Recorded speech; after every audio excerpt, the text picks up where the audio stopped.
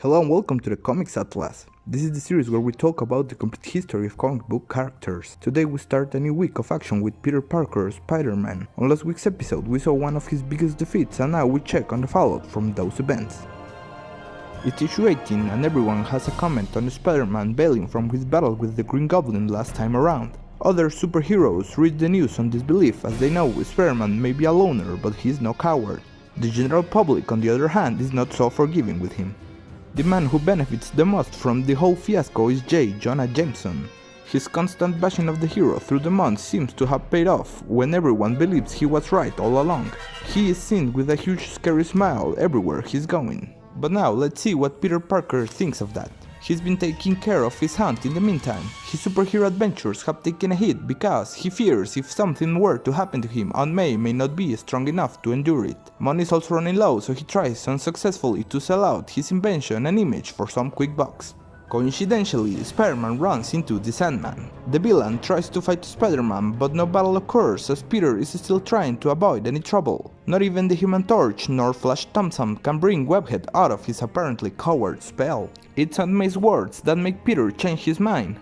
Recovering from her heart attack, she tells her nephew to never be a quitter and always have the will to fight. Words resonate with the teenager to pick up his costume and get ready to go back to his old days. Retribution is on the horizon and Peter quickly wakes up from his slumber, stopping a bank robbery much to the dismay of the Daily Bugle's publisher. In the meantime, the Human Torch is kidnapped by the Enforcers and the Sandman who are now working together. Sometime later, Spider-Man comes into contact with them, but a little skirmish doesn't solve anything. Then, Peter goes to the office of his newspaper.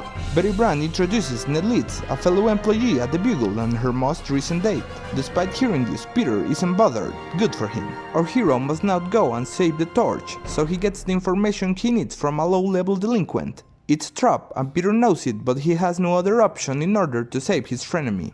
The Enforcers and the Sandman are waiting, but Spider-Man breaks the Human Torch from his glass imprisonment. The two men then team up to capture the villains. Peter was able to snap some picture for Jameson, some extra money never hurts anyone. The issue ends with a man ordered to follow Parker around by another shadowy figure. Coming next, Spider-Man battles the Scorpion. The man from last issue is still following Peter everywhere, but the teenager is now aware of him. Jumping to the Daily Bugle, we learn the man is called Mac Gargan and he was paid by Jameson to learn how Peter took his action pictures. Now his boss has a new assignment for him. They go to the lab of Dr. Farley Stillwell, a research scientist specialized in mutations. The publisher bribes the doctor so that he gives mutation to a man in order to become stronger than Spider-Man. Gargan agrees to be the subject and thus is granted the proportional strength of a scorpion along with a synthetic tail. In the following sequence, Parker goes to the Bugle in costume to get answers from Jameson about his spy, but instead is attacked by the new green villain. Dr. Stillwell realizes his mistake, now knowing that the longer time passes, the more evil and stronger the scorpion gets. He proves him right, knocking Spider-Man out and going on a rampage, thinking he can't be stopped. After a while, it's round 2 for Spider-Man. He is unable to stop the Scorpion from killing Dr. Stillwell but jumps on the action anyway. As the battle rages on, any remains of humanity inside the villain disappear and in his mind he has become the Scorpion. Once again, Peter is overwhelmed by his enemy's strength. Now Gargan turns his attention to Jameson cause he's the only one who knows his true identity. Spider-Man interferes for a third time, but now patience pays its dividends when the hero outmaneuvers the Scorpion, knocking him out cold. In the last page, a regretful Jameson explains his reasons for hating his savior. He believes anyone with too much power is liable to become a threat, even our friendly neighborhood Spider-Man. The last issue today, issue 21, is basically a crossover with the Human Torch. Johnny Storm flames on after reading one of his old enemies, the Beetle, was let out of jail. His scouting is fruitless, but the villain indeed catches him and follows him to his girlfriend's house. While the Beetle plans his attack, there are some shenanigans. Peter lends a hand to the Torch's girl, seeing her struggling on the streets. The Torch watches Peter get out of the place and goes on to confront him publicly. Being embarrassed, Peter decides to return to the house and make the Torch even more jealous. This doesn't go as planned and Spider-Man ends up fighting the Beetle, who is trying to kidnap the Torch's lover.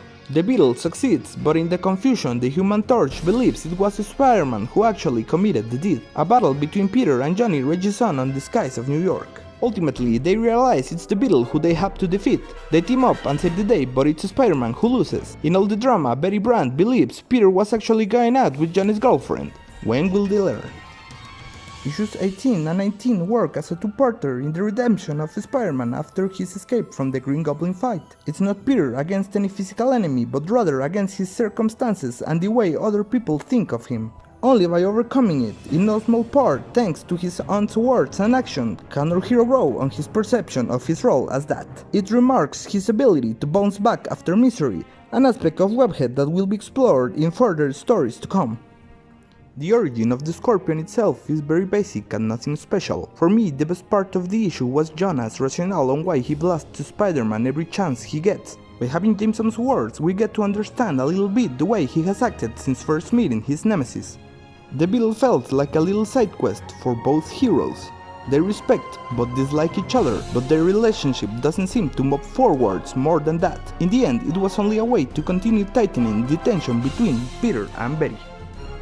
Anyway guys, that's it for today. Don't forget to leave your like, share and subscribe down below.